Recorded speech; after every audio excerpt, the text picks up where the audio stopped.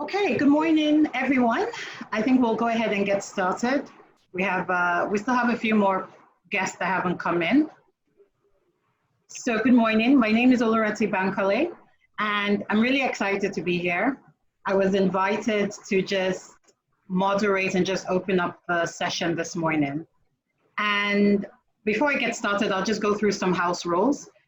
Everyone's mic has been muted, and the moderator will unmute the mics of anyone who needs to make a comment. We're going to have the IB2 students speak to whatever the agenda is. Please, everyone should have their videos on. It's nice to just see the faces and have that interaction as well. So it's not a black hole that we're speaking into. And obviously, when you have your videos on, we ask you not to do anything distracting, because it takes away from everybody's participation of the event. And at the end, we're going to follow an agenda, and then we'll be told what to do next in terms of Q&A and stuff like that. Right? So right now, my own part of this program is to just welcome you to an IB2 mentoring session. In attendance are year 10s and year 11s. And the agenda today is just talk about IGCSEs, how they navigated it, what kind of tips they have, and what they can pass on to everyone listening. My 2 cents about this is, what I want everyone to take away from this session is learning to love the process. So what is a process? A process is just a series of steps and actions that helps you achieve something. Today, we're learning a process about navigating IGCSEs. And what I want you to do is to learn the process of learning, love the process of curiosity, the process of asking questions, and also the process of success. Because the truth is, once you navigate this process, you can use it for everything in life. Like I said, today we're just talking about IGCSEs. Tomorrow we're going to be talking about the process of getting into university, the process of starting your first job, process of starting a business, the process of navigating new relationships, process of making an impact in the world. At the end of the day, it's the same process.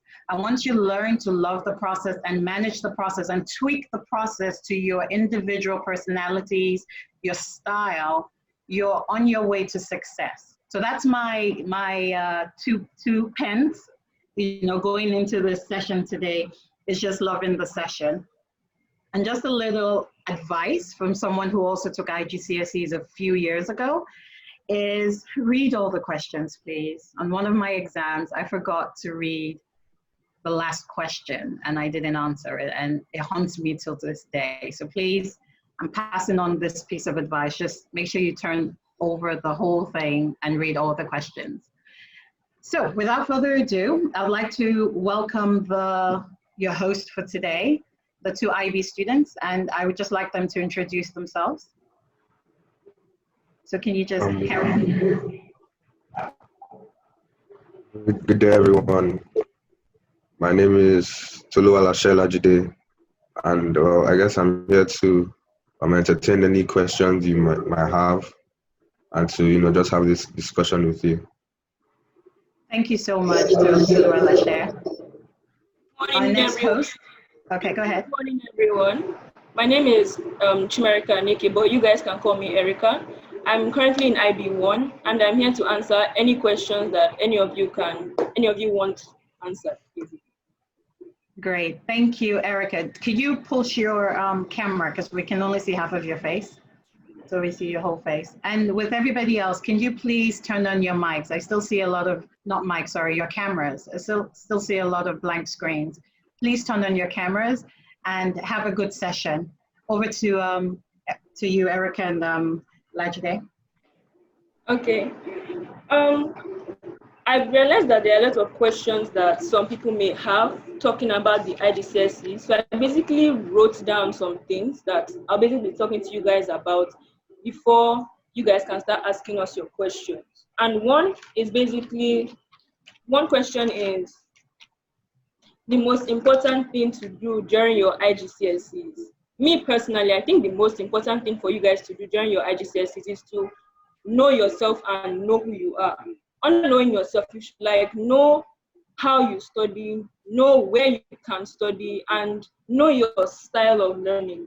Now, some people study in different ways. Some people study, like, for example, math while listening to music in their ear. Some people can't. So please don't follow what other people are doing. Find your own particular style and go with it. Because at the end, it's your own name that's going to be written in your certificate. So don't follow what other guys are doing. Know where you can study. If you cannot study in a library filled with a lot of people, when everybody else is going to the library, don't follow them, because that's not going to be the best option for you. Also, know your type of learning. For example, I'm a visual learner. Some people might be auditory learners or practical learners, meaning that they have to practicalize what they learn, and that can be through teaching. And I know that I am a visual and a practical learner, and that's my best way of really gaining my knowledge and mastering my knowledge. So knowing your style of learning can really shape like your study patterns and everything.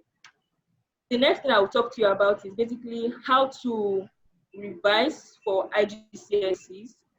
Number one is also to know yourself again and get your resources. Get your past questions, get your study notes from different sites, get a lot of resources that will be beneficial to you, even on the internet, your YouTube videos and everything. Some people may have heard of this place called Crash Course. If you do not understand the concept being taught in school classes, you can literally go to the internet to find what the particular concept is about. And they have like sections for IGSEs on its own, so you can basically just go there. I would advise you that when you have your past questions, look for topical questions, topic by topic, so that when you finish learning a particular concept, you can basically go to that particular topic and answer the question instead of just having a paper filled with different questions entirely.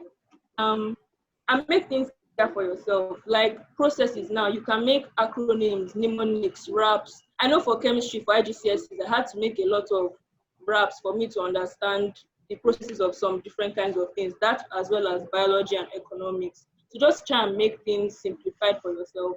And also, please do not keep your knowledge to yourself. Share your knowledge. I know a lot of people are like, oh, I want to be the best in this, I want to be the best in that. That is good. But there are a lot of benefits that will come with teaching other people what they may not understand. And number one is that you master the particular concept that you're doing. For example, you can see teachers that have been teaching something for over 10 years and they know exactly what to say and they understand every single thing that they are doing. If you are able to teach a particular concept over and over again to other people, not only are you benefiting them, you're also benefiting yourself because you are basically mastering that particular concept. And also, it's good to pass collectively as a set. That's why it's not good to be selfish. If it's only one person that passes out of a lot of people, that's actually going to be a very bad thing concerning your entire set. So please share your knowledge with other people. Yeah, that's what I have to say. Okay, I think I'll start with my own take on this. Well, it's been a while since I wrote IGCSE, since I'm in IB2 now, or since I'm just about finishing IB2. But from what I can remember at the time, it seemed like, oh, this is, well, yeah, this is essentially the most important part of my life up until that moment, because there's a lot of high stakes riding on the IGCSE. And the first thing I just want to say is that while anxiety is understandable, it really doesn't help much. So what I'd like to say is that first and foremost, you need to have this kind of self-confidence, because firstly, I don't want to like scare anyone, but what I would say is that I feel like once you've gone through the IGCSE, then you would kind of be able to get this habit of starting to read for major external exams, because IGCSE um isn't the only kind of tough exam you're likely to be writing anytime soon. So essentially, just self-confidence. And once you have that down, you can now start looking at like meticulous planning on how you are going to get around to do what you're doing. So in terms of preparation, well, Erica has said most of what needs to be said. I'll just need to remind you that while there are lots of distractions, not only from your friends but also from yourself, because we're still around that time where we haven't, like I said, IGCSE is likely to be the first major exam you're going to be writing, like major external exam you're going to be writing. So a lot of us might still not uh, be as disciplined as we'd like. So what I'm trying to say is that you can view this as an opportunity to really um, improve yourself if you have that kind of determination when it comes to studying. So really, I feel like it's in your best interest to keep distractions aside, your phones, your friends. Know those friends that are going to help you, those friends that are not going to help you, and also try to help those friends that are not going to help you. But know when to draw the line and all of that. Another thing that I would say is that we should not overdo it, because I had some friends that would be reading late into the night every day and then come and sleep for part of an exam. So that's exactly what we don't want to happen. So you need to remain healthy and you need to eat well. You need to take of you need to take time out to rest, because there's very little you can do if you have all the knowledge in the world and not enough energy in your system to put that knowledge to good use. Like if you don't like make an effort to rest or remain healthy and eat well, you'd likely be struggling to pay attention while you're reading. You'd likely not be like uninterested and demotivated. So besides all the tips that Erica has given us on how to read, I just wanted to mention all these small details to so that it doesn't go flying over our heads. Yeah, that's my starter.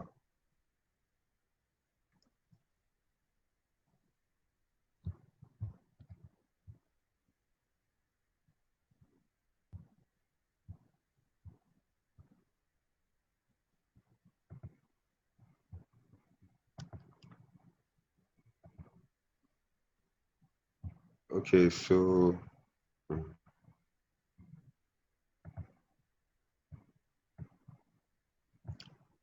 I I'll think I'll just look at some of these questions that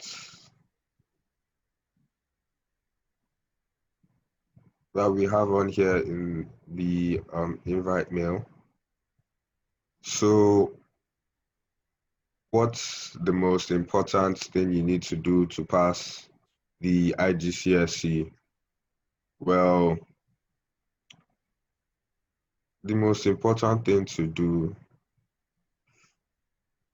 that's not a very straightforward question, because there are many important things to do, some that require more effort than others.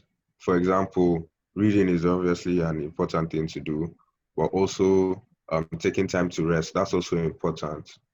And that can also make or break your IGCSE results as much as reading can. But I think the most important thing to do is that once you have your learning plan down, once you have your reading strategies down, the most important thing to do is to not get too anxious over the exam. Because I remember at the time there were several people in my class that would break down because of anxiety. They'll have to spend entire sessions at the counselor trying to get back on their feet. So I think the most important thing to do to pass the IGCSE is to remember that you can do it. And even if things don't exactly go your way, it's not the end of the world. So uh, besides your reading and your um, resting, self-confidence is another major thing, because without it, your reading and your resting will not exactly amount to anything substantial. Um,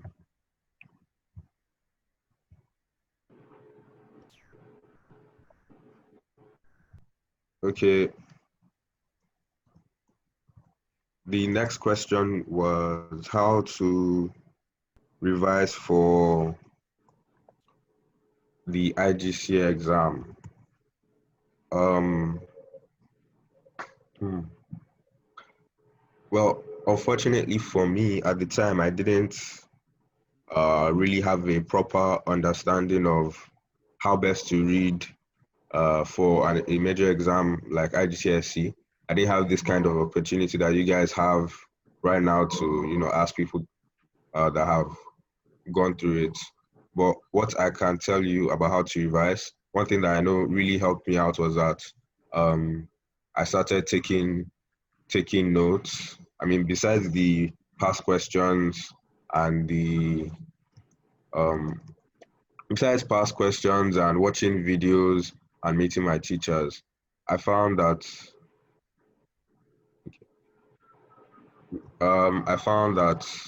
taking notes is also very, very essential.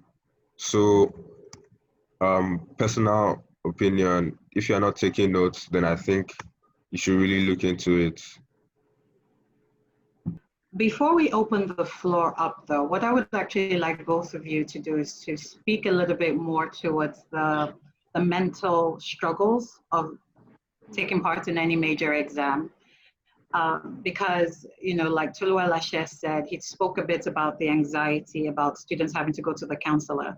And I think from my perspective, I feel that's the first battle or the main battle, because once you succeed in that, then whatever it is you're studying or trying to achieve academically with the subjects, you're able to do it. So there's that mental stability that is necessary. So can you both just kind of speak to that, to say how you have navigated that, or strategies of what has worked for some of your friends in facing this major challenge or major event? And right now for our listeners is the IGCSE exams. For you is the IB2 exams come in. To Lualasha, it's about college coming as well. So if you could both speak to that, please. Okay.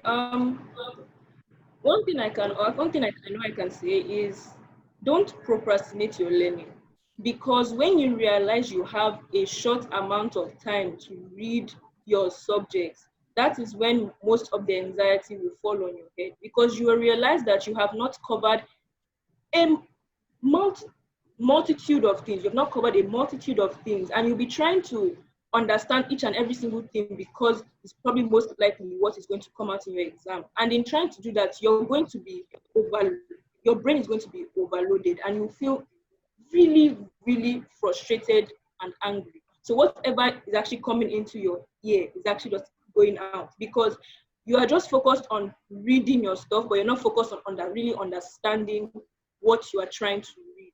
So please do not procrastinate your learning, because that's really going to affect like the amount of load that's going to come upon you. Another thing is, some people tend to read a lot because they are scared that they are going to fail the exam. And this has happened to me a lot, especially for subjects that you are really passionate about. For example, me, I love biology and I love economics. And I know that, and math, I love math. And I know if I fail the subject, it's going to put a lot of, I think I'll just become depressed in a kind of way if I fail a particular subject that I know I really love. So one thing that actually happens is people tend to overstudy to make sure everything is perfect. And in doing that, you're actually just hurting yourself more, because the more you continue to do that, the more pressure you put on yourself and the more weight you put on yourself. And at the end, when you enter into the exam hall, because this has definitely happened to me before, even during my IGCSEs for math, it happened to me. My mind went blank at a point in time when I was writing my math IGCSE exams, because a lot of concepts were just flying through my head, and because I was afraid that I might fail, a lot of things were just flying through my head, and it was taking me a lot of time to actually solve particular questions that usually I would have found quite easy to solve.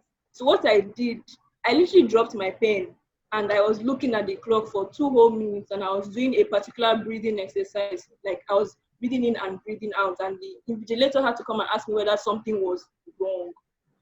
And I had to tell her that I was just stressed. Please do not overload yourself. Do not think about, oh, what if I fail? What if I don't do this? Don't think about, okay, let me try and understand this particular concept. When it comes out, I know I can answer it. Do not feel like, it's very, very normal to feel very, very extremely scared before you even enter into the exam hall. Because I know that happened to a lot of us that were writing IGCSEs. What I did, I basically went to listen to soothing music. I went to listen to gospel music, and I moved away from the crowd, because at that point in time, like everybody around you is feeling so hyperactive. Everybody around you is feeling so nervous, and it can rub off on you. And if you know you're that kind of person that basically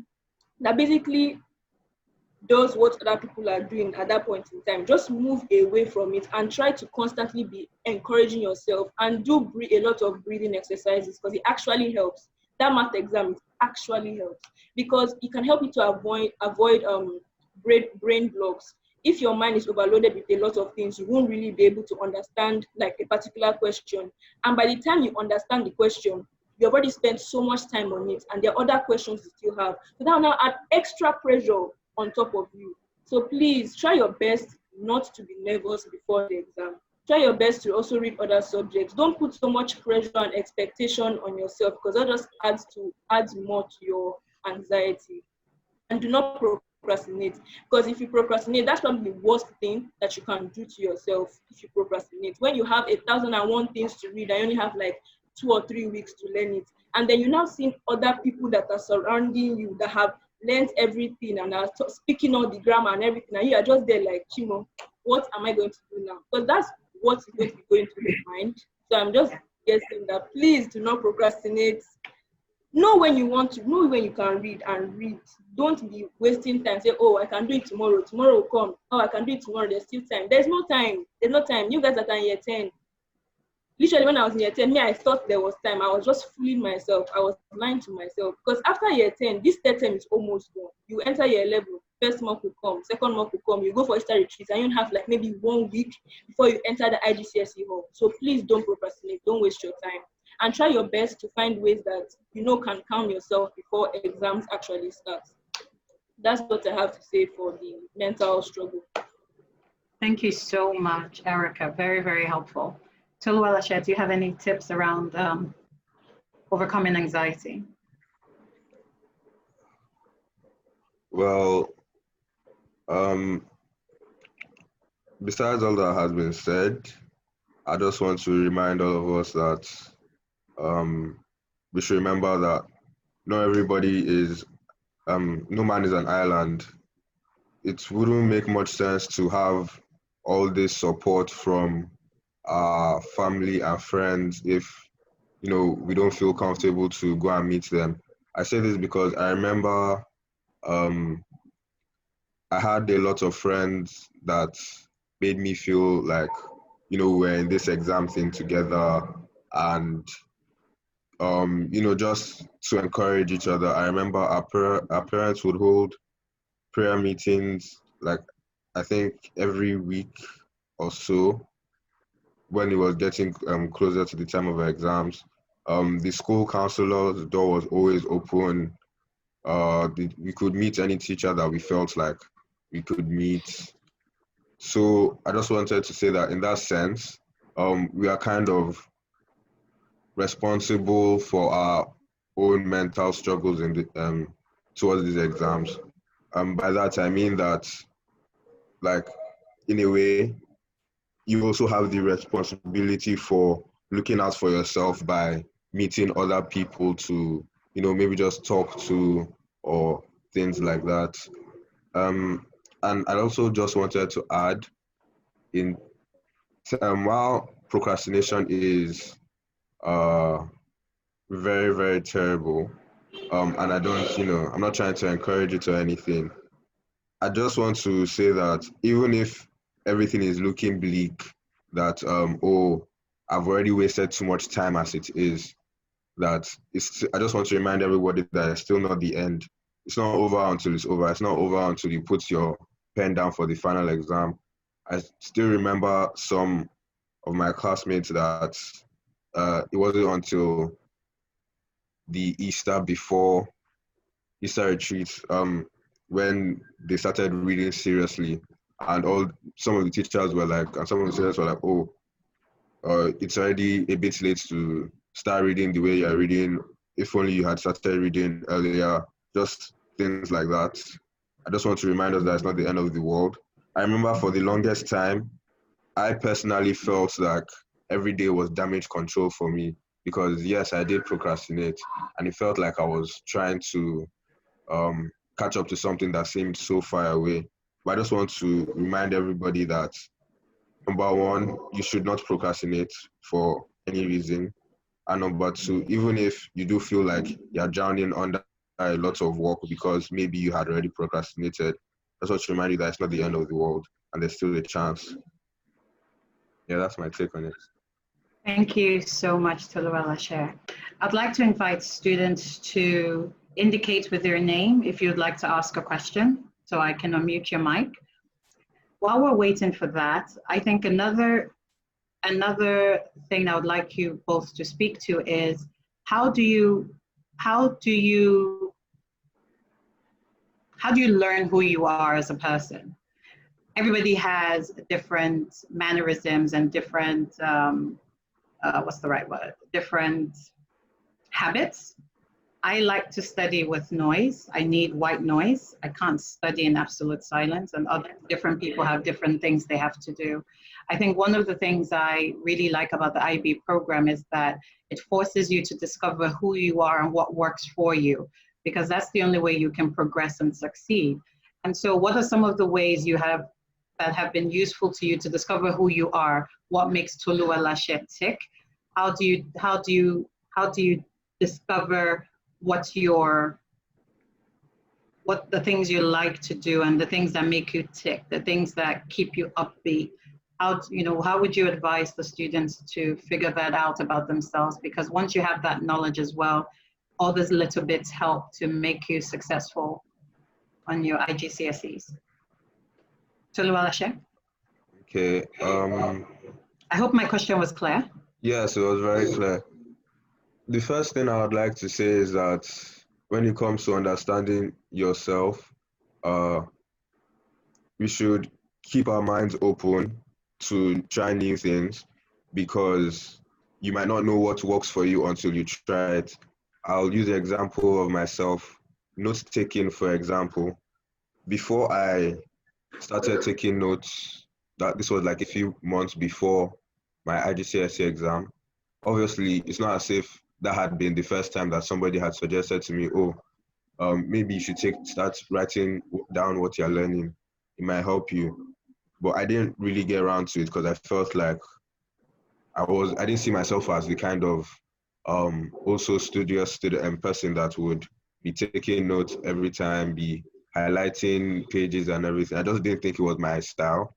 But then I didn't know until I tried it, and now it's one of my best tools for studying.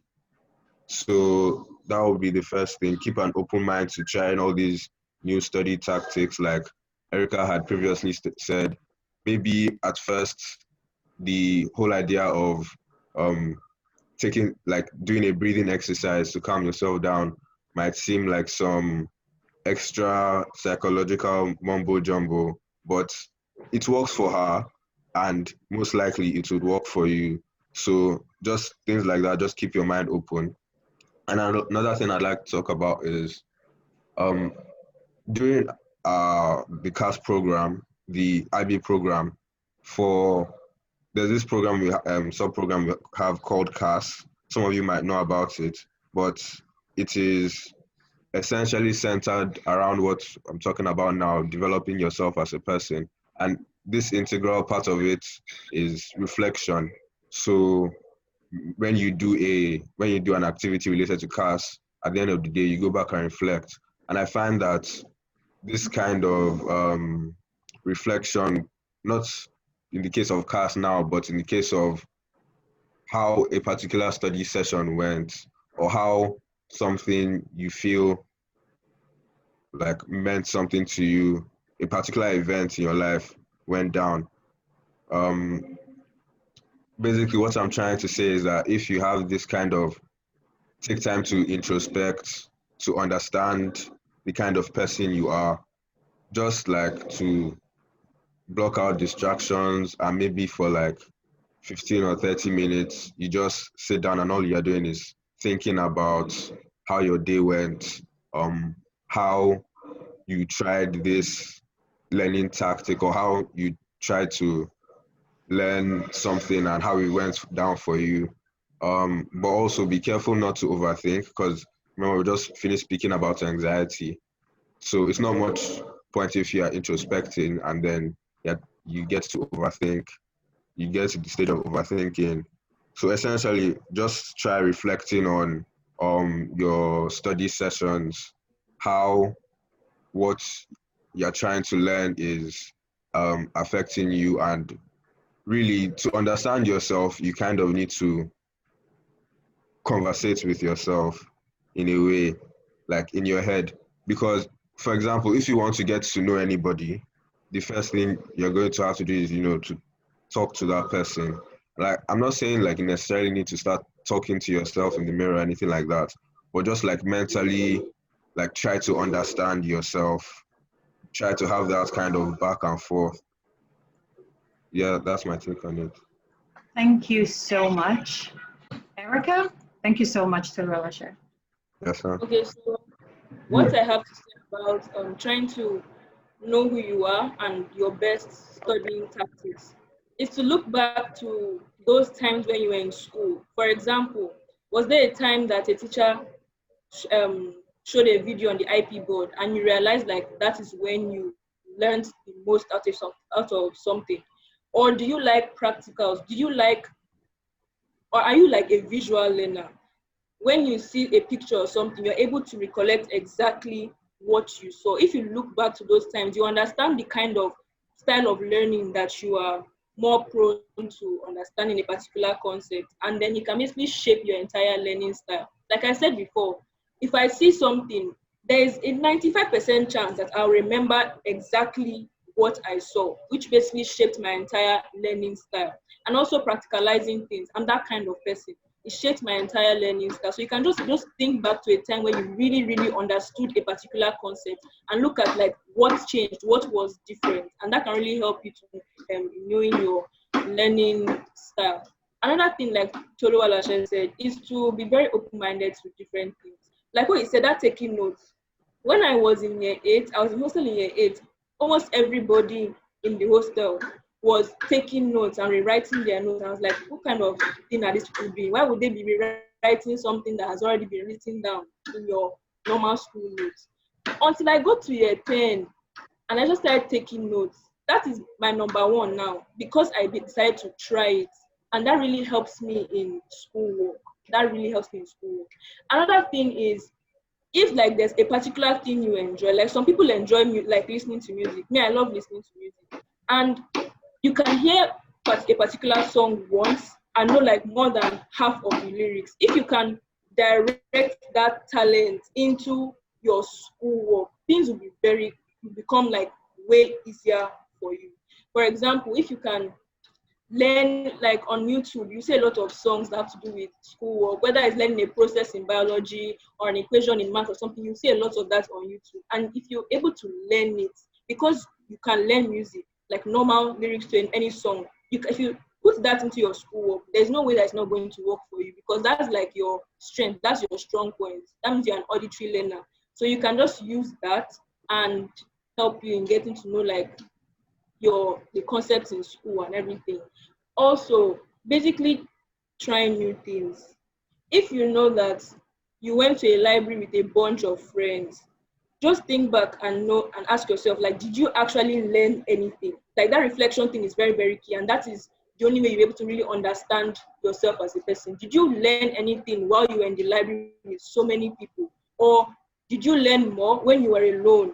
Or did you learn more when there are just a few people around you with little white noise? Like, that's my kind of person. I cannot read in a completely silent place, so I tend to avoid that. And I go to a place where there's just little noise. Maybe it's even outside, like when the birds are making noise or something. That's the kind of place I can read. So just try and find your own special place where you can read and where you can basically understand particular concepts. Try and find your way of learning. Just look back at a time where you understood something so clearly, whether it was a video or a practical or something that you heard like audio or something like that. Just look back at those times and you'll be able to really understand your style of learning and then basically shape the way you learn at the end. That's what I have to say. Thank you so much, Erica. So what I'll do now is just summarize some of the points you both mentioned before we go to questions. So we talked about, Toluwalashe talked about speaking to yourself, and I really like that, being honest with yourself, because I think every single person here knows what they're good at, knows where they struggle, and know those habits they need to drop. Once you start to become honest with yourself and understand what it is you want to achieve, then you'll probably be more open to suggestions on how to move from point A to point B. It's very important to go through self-reflection and be honest with yourself. So I really like that. Then also the mental gymnastics. Erica talked about the breathing exercise she did or she does while studying. I think it's important for everyone to have a way to calm themselves down when anxious, and find a method you can do in the exam hall. So, you know, if calming yourself down is dancing, you really can't dance in the exam hall. So find something you can do anywhere privately to yourself. So at any point in time when you feel anxious or feel like you're out of control, you know, you're spiraling out of control, you can kind of calm yourself down that way. So that's one very good point I got. And, you know, Toluwalashe also talked about CAS, and I think he was trying, well, one of the things I took from that is empathy and just, you know, I think one of the things with CAS is when you step out of yourself and you're helping other people, it brings you back into perspective about what's going on with you. And I will segue into, they didn't talk about this, teaching other people. One of the surest way to solidify your learning is to teach somebody else. If you're able to communicate it effectively to another person, it solidifies your learning and also shows what gaps you have in your understanding. So I just want to also put that out there.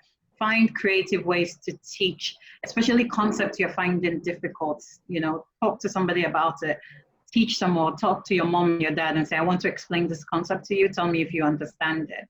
And that way it solidifies your learning. And I think everyone needs to just pay attention to what sparks their interest. And like Erica said, if it's music, find musical ways to learn things that are challenging. If it's outdoors that sparks your interest, put yourself in that environment to solidify your learning. And yeah, so those are some of the points I picked up. So we have one question from Victoria, and I'm going to unmute her right now. Okay, you're muted, Victoria. Yeah, okay, good morning. One of my questions is that, like, a lot of this is like talking about the written exams. Like, you guys don't really discuss about the practicals or anything. So like, how exactly do you go about that? Thank you for the question. Who would like to take it? So she's talking about the practical. Yes, go ahead.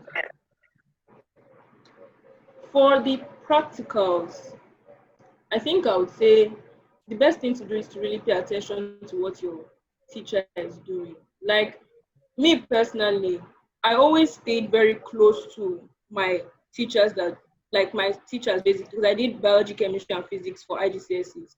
I always stayed close to my teachers so I could really like see what they were doing.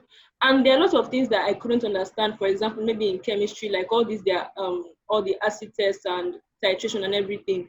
I went to crash course. To basically look at the practicals all over again, where they simplified things so I could really understand what they were saying.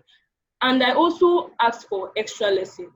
Please ask for extra lessons, because those practicals, you may not really understand it at the first time you see it, because one is that there are other people that are around you, so the teacher is not really paying much attention to you, but trying to get to everyone.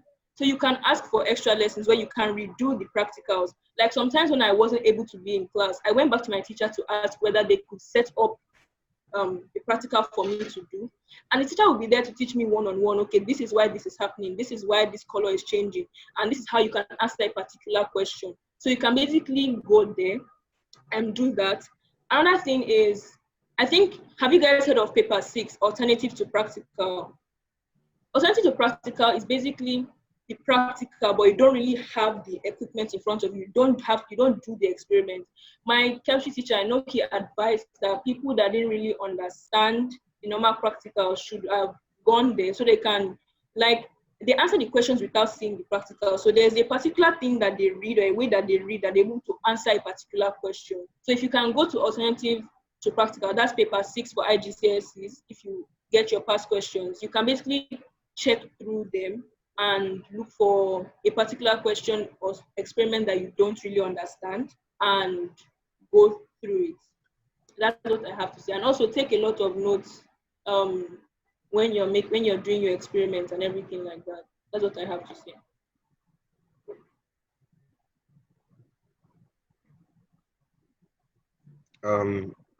I just want to add to that. Really, I haven't always been that good with practical classes, but I'm grateful for Erica for explaining the way she did. But I also just want to add that we should take our practical lessons very, very seriously. Like, it's not we don't have this kind of you probably won't have this kind of classes as often as your regular classes, and sometimes you might even miss out on some practical classes. Maybe the equipment wasn't ready on time for your class, or maybe you have an event when it's time for your class. So I just want to encourage all of us to really, really take these practical classes very seriously, because personally, I find them especially difficult, and it's not really something that I feel most people would get the hang of easily. And it's not really something that you can say, oh, I don't necessarily need to pay attention to the teacher right now. I can just go back home and read on my own later. Yeah, you can't really do that with practical. So just take the classes very seriously. I remember one thing was that because the science teachers are really strict about safety precautions in the lab, if you don't have your lab coat on, if you didn't bring your lab coat, you basically be exempted from the class. And no matter how you look at it, in the end, that's your loss. So just always be prepared, always be looking forward to this kind of classes, because it's not exactly something you can read on your own. You know, you actually need your teacher's help especially for this kind of classes. Okay. Yes, Thank you so much, Toluwala Share. We have a very quiet group of participants, so there are no more questions. And so what I would like to do is to start to wrap up the meeting. If either one of you has any last words you'd like to share with everyone, just final advice to kind of sum up everything we've talked about today, we'd appreciate it. Okay. So I'd like to speak on that, what you pointed out, that not about teaching other people or studying with other people. I remember I had this friend that was basically my partner for all the subjects we did together, like economics, chemistry, but this person wasn't exactly one of the top students.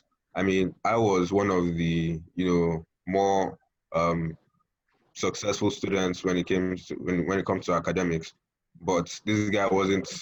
This guy was like on average, but he was my study partner, and then not necessarily like forced.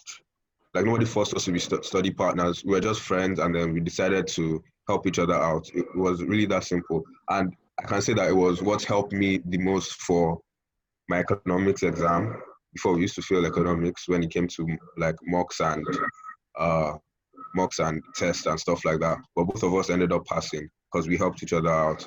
And even though he wasn't a high flyer, so to say, I found him teaching me things that I would never have thought of when it came to economics, for example, um, because I wasn't so strong on it, and he didn't seem to be so strong on it either. But because it turned out that in the end, got around to understanding it faster than I did. So I'm just trying to say, when you're trying to like learn with other people, number one, don't look down on anyone because you might feel that, oh, they are not so up there when it comes to academics, and also teach to learn and learn to teach, essentially. Thank you so much. Very wise words. Erica? I think what I have to say to you guys is to basically stay true to yourself, because I know that, well, in secondary school, I'm the kind of person that I like to analyze when I look at people. A lot of people would always follow what somebody else is doing because they wanted to look serious in the eyes of other people. So when they're reading, they're just looking at one page for like 10 minutes when other people that are actually surrounding them are actually reading. Please don't feel like, oh, if you decide to go on your own and be reading and read, someone is going to say, oh, what is this one always doing? Why is she always reading? Why is she always? Please don't mind any of that, because if you really look at it, when you leave secondary school, you realize that all of these trivial things like popularity and what is cool and what is not cool, it does not matter, not one bit. It does not matter. Please stay true to yourself. Follow what you know you can do, and don't try and follow what other people are doing, because it really affects you. It happened to me in year 9, and I didn't really do well like that. But when I left that side, I know that I definitely improved in every single thing that I was doing. And please do not be selfish with your knowledge. That thing is really going to help. I can say the reason why I did well in my IGCSE is because I was able to teach people. I was able to teach people a lot of concepts. Like biology. I was good in biology because I love to teach people like different processes. Biology, economics, chemistry, physics. My subjects, I was good in them because I was teaching people those particular subjects. And also, keep an open mind in classes, because I remember English. I won't even lie. I used to fail English like no man's business. And at a point, and that's because of the writing. Punctuation was my worst part, punctuation. There are some times that I will mistakenly put a comma between a main clause. That's how bad my English was. And at a point, I wanted to give up. But then, look at it.